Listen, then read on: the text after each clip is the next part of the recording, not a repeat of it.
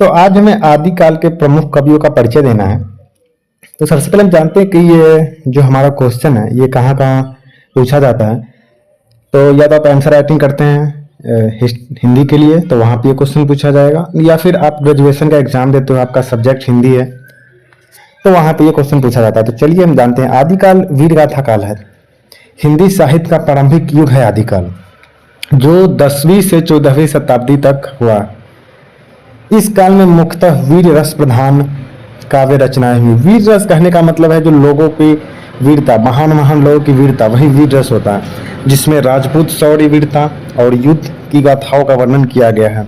इस हिंदी साहित्य का आदिकाल इसलिए कहा जाता है क्योंकि इस समय हिंदी भाषा एवं साहित्य का नींव पड़ी। इस काल के प्रमुख जो कवि हैं, जो हमारा आज का टॉपिक है, वो हैं चंद्र बरदाई, जो कि 12वीं शताब्दी में थे। इनकी कृति जो है वो पृथ्वीराज रासो है। चंद्र बरदाई प्रसिद्ध कवि हैं, पृथ्वीराज चौहान की राज कवि थे ये। उनकी कृति पृथ्वीराज रासो हिंदी साहित्य का प्रथम महाकाव्यात्मक रचना मानी जाती है। इसमें पृथ्वीराज चौहान के जीवन, युद्धों एवं वीरता का विस्तृत वर्णन है। दूसरा है नरपति नाला, ये है 12वीं से 13वीं शताब्दी में। इनका कृति है बिसलदेव रासो। नरपति नाला ने बिसलदेव रासो की रचना की, जो अजमेर के राजा बिसलदेव यानी कि विग्रह राज चौहान की शौर्य की गाथा है, जिसमें राजपूतों के पराक्रम का वर्णन किया गया है।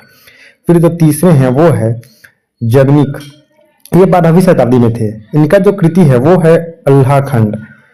देखिए, जगनिक बुंदेलखंड के प्रसिद्ध कवि थे। इन्होंने अल्लाह खंड नामक वीर गाथात्मक काव्य की रचना की, जिसमें महोबा के वीरों अल्लाह और उदल की वीरता का वर्णन किया गया है। आप भी कई बार अल्लाह उदल की कहानी सुनते होंगे। ये किनका कृति है? ये जगनिक का है। यह ग्रंथ बुंदेलखंड और उत्तर भारत के लोक गीतों का प्रमुखता से गाया जाता है। चौथा है विद्यापति। विद्यापति जो थे वो 14वीं शताब्दी के थे। ये इनकी जो कृति है वो है विद्यापति पदावली। विद्यापति मैथिली और हिंदी के महान कवि थे। उनकी रचनाओं में प्रेम, भक्ति और श्रृंगार रस का सुंदर समन्वय मिलता है। उन्होंने अपने पदों के माध्यम से भगवान शिव और राधा कृष्ण की भक्ति को अभिव्यक्त किया। तो विद्यापति जो हमारे थे वो हम देख सकते हैं कि वो ज्यादा भक्ति भाव में लीन थे, इसलिए उन्होंने ज्यादा प्रेम, भक्ति और श्रृंगार रस का वर्णन किया है।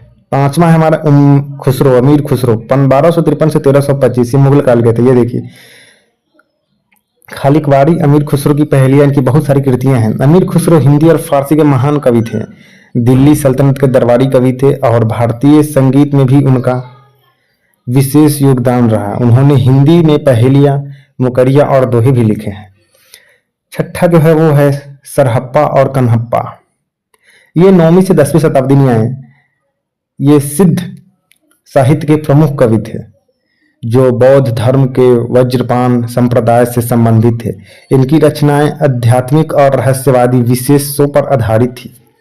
तो हमने देखा कि आदिकाल के प्रमुख कवियों में 6 हमारे आज के प्रमुख कवि रहे हैं। चलिए हम थोड़ा निष्कर्ष पर ध्यान देते हैं।